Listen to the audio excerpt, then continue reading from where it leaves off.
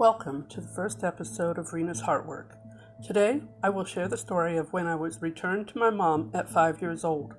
The confusion I felt about meeting a mom that I did not remember and wondering what happened to the one that I did remember.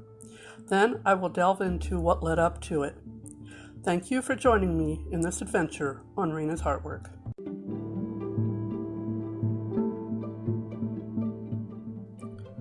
Steps leading to a home.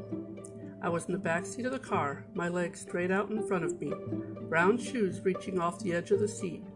My big brother's blonde hair peeked over the front seat. My little brother and big sister sat quietly with me.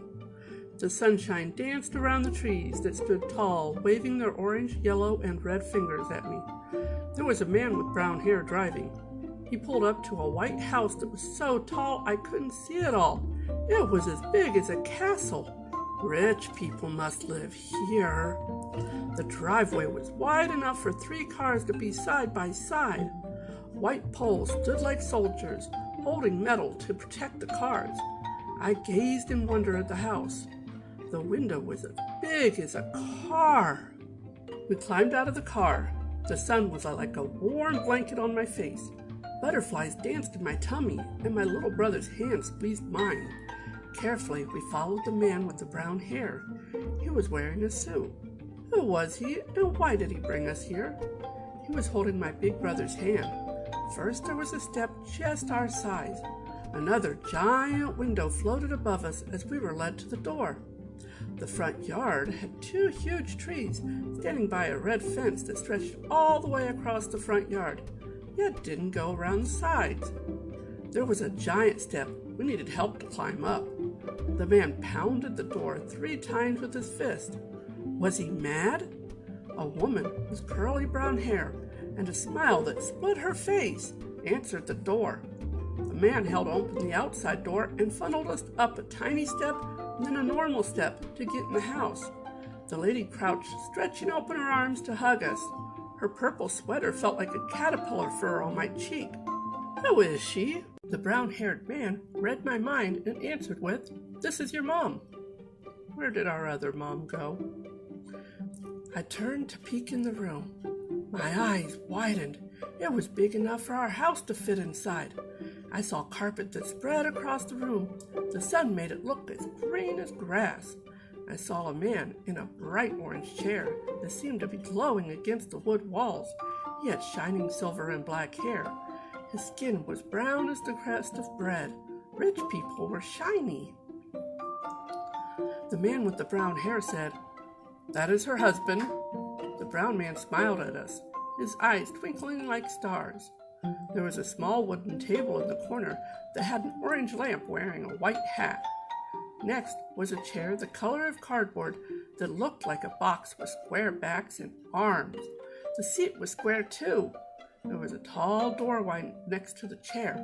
I could see the big window we parked by, the metal shielding it from the sun.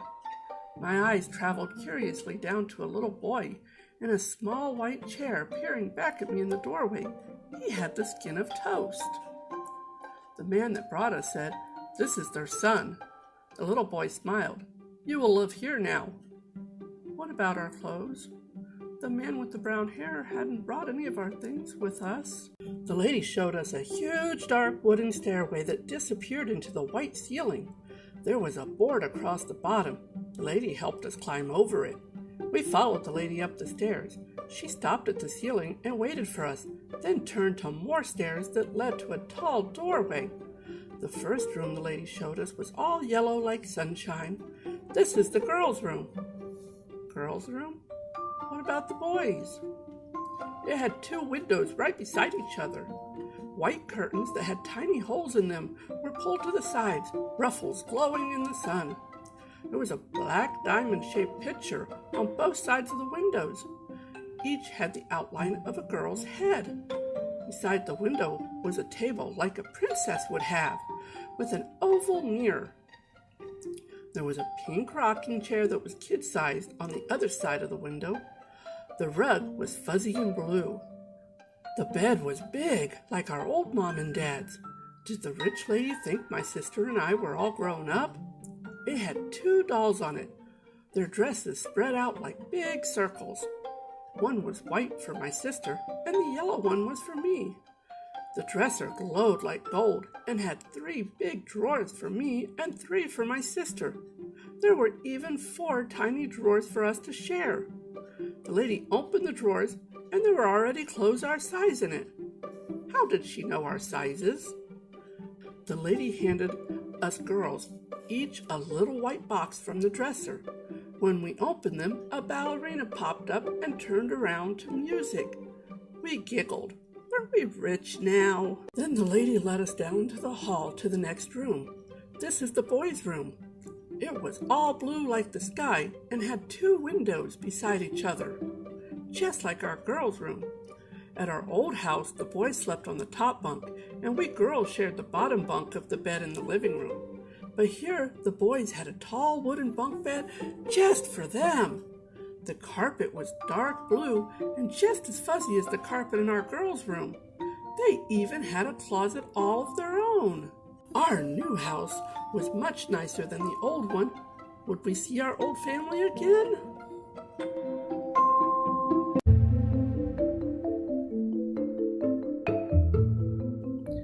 If you haven't heard about Anchor, it's the easiest way to make a podcast. Let me explain. It's free. There's creation tools that allow you to record and edit your podcast right from your phone or computer. They also have music clips you can use, so there's a lot of tools right there at your fingertips, free of charge. They will also distribute your podcast for you, so you'll be heard on Spotify, Apple Podcasts, and many more. You can also make money from your podcast without a minimum number of listeners. So everything you need in one simple place to make your podcast.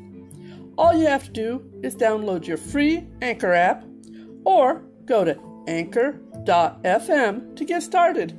I mean, how hard is that? It's a free Anchor, that's ANCHOR, a free Anchor app, or go to anchor.fm to get started.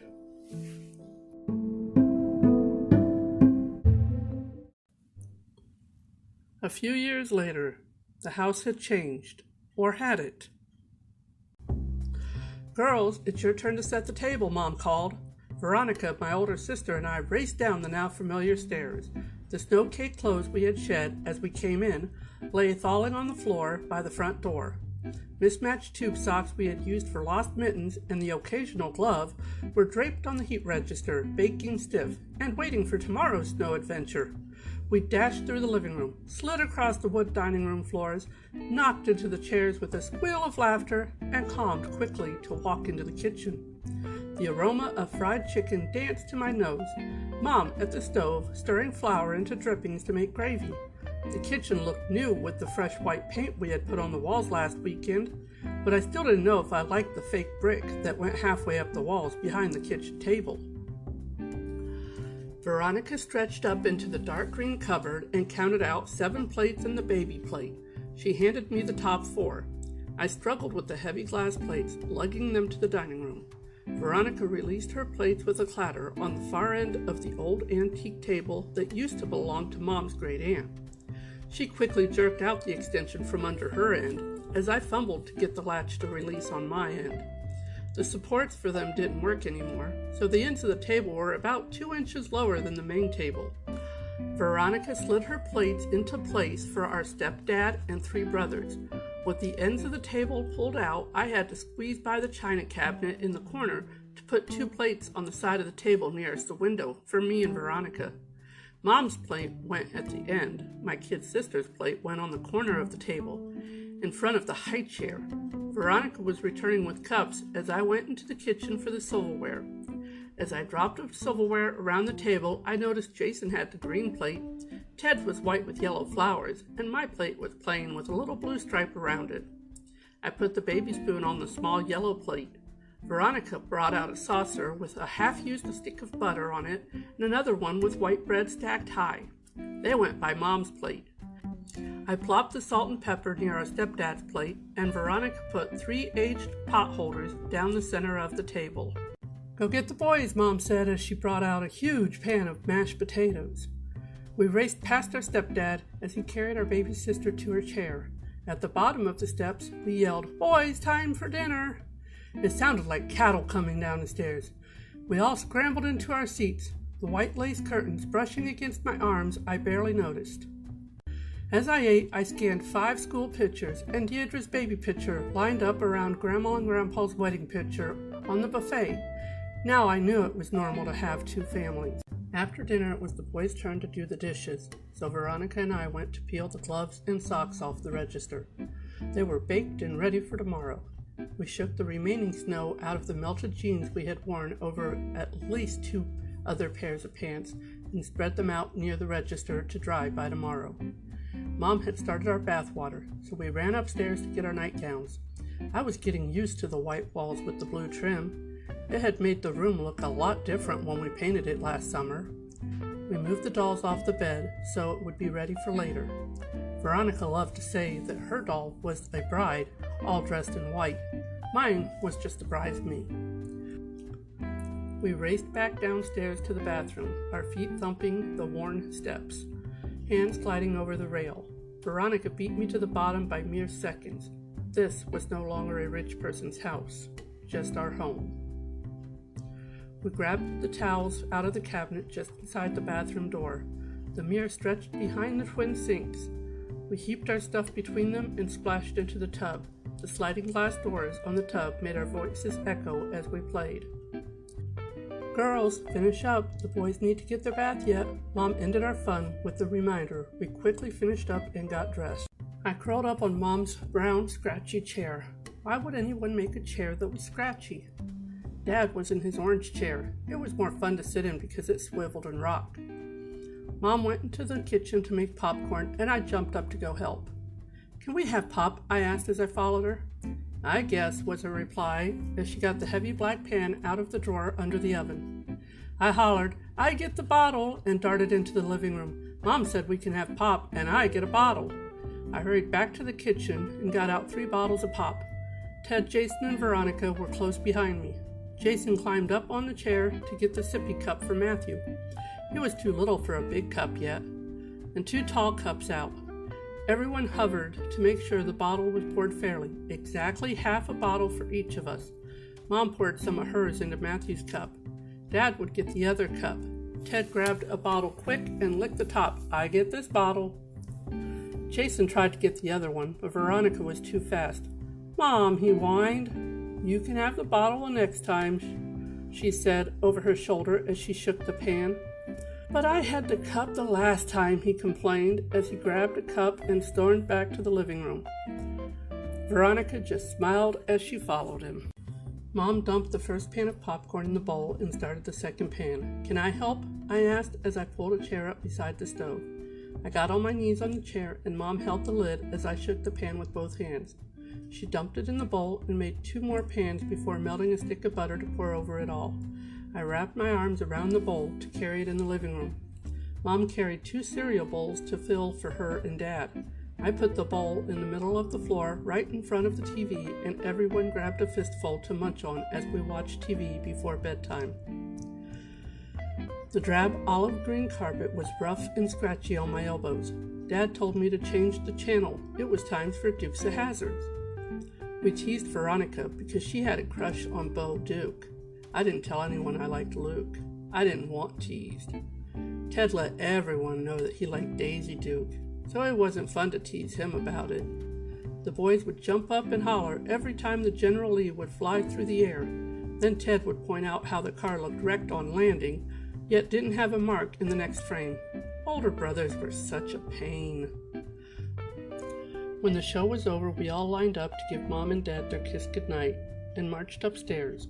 Mom could hear us talking from downstairs and always had to come upstairs to get us to settle down. Then we got another hug and kiss before drifting off to dreamland with tummies full of popcorn and pop.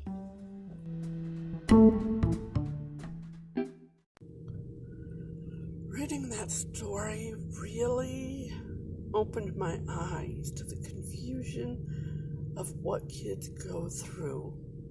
Nobody explains to a small child what's going on, especially back in the 70s when this happened.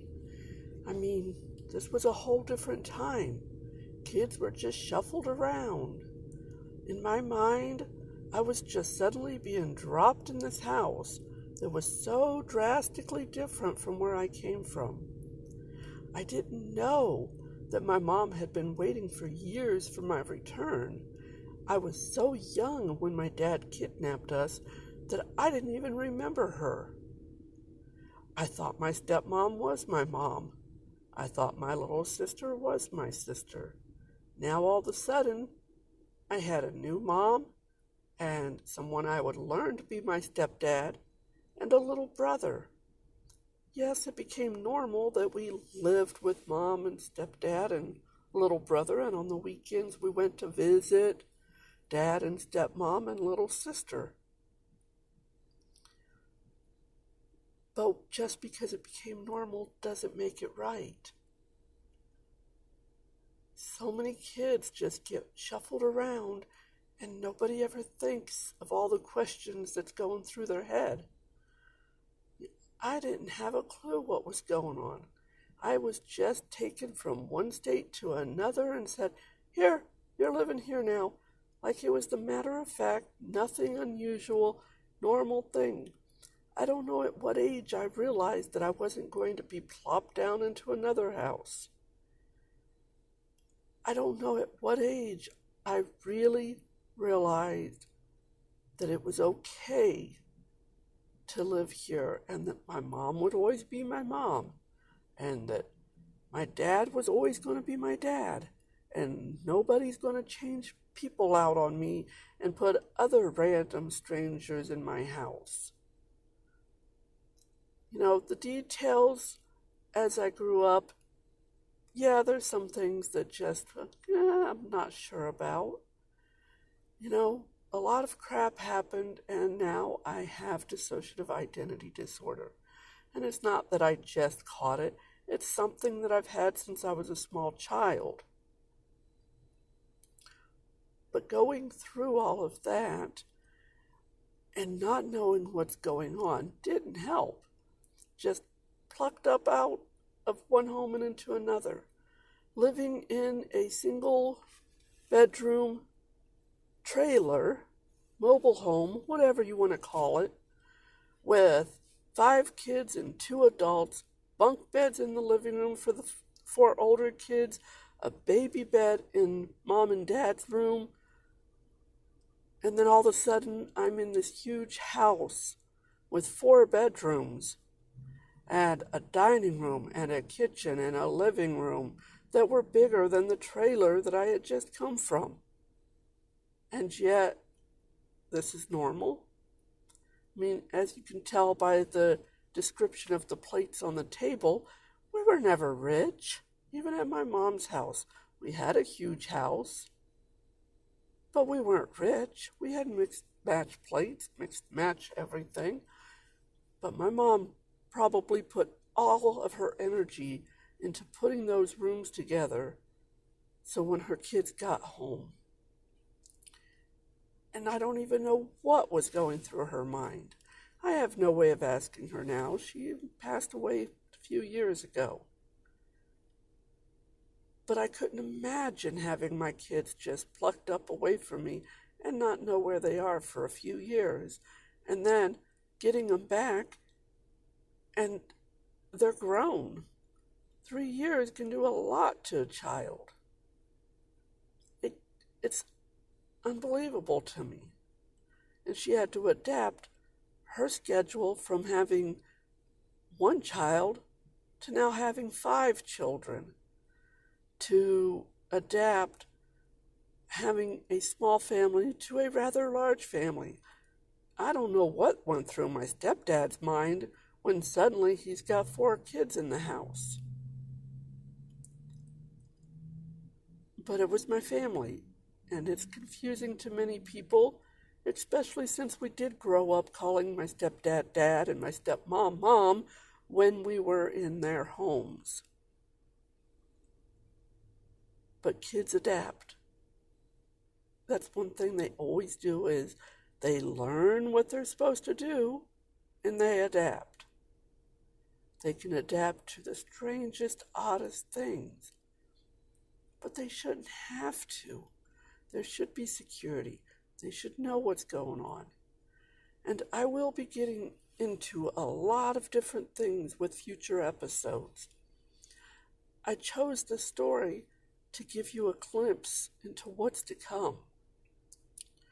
The fact that I'm just plopped down into a new house.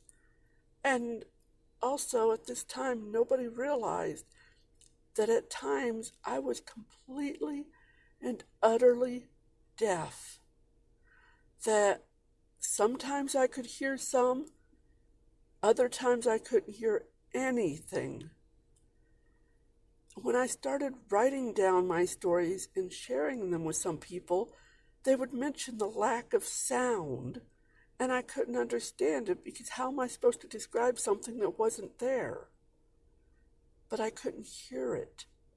I could hear this man with the brown hair, big booming voice, but I didn't hear birds and trees. I didn't hear leaves rustling. I have absolutely no recollection of my mother's voice that day. She had to have talked to me. She showed us around. But I have no memory of her voice. So I doubt I heard it. I was a pro at lip reading. My speech was clear. I had a lisp. So they did have me in speech in kindergarten. But nobody knew I couldn't hear. And it would be a few months at least, I'm not sure how long, before that situation would be corrected so that I could hear a little better. But I was 24 before I ever got a hearing aid, so I know I still was not hearing well. So this is what's to come in future episodes. I can't really tell you how long each episode will be yet, because this is a whole new exploration for me.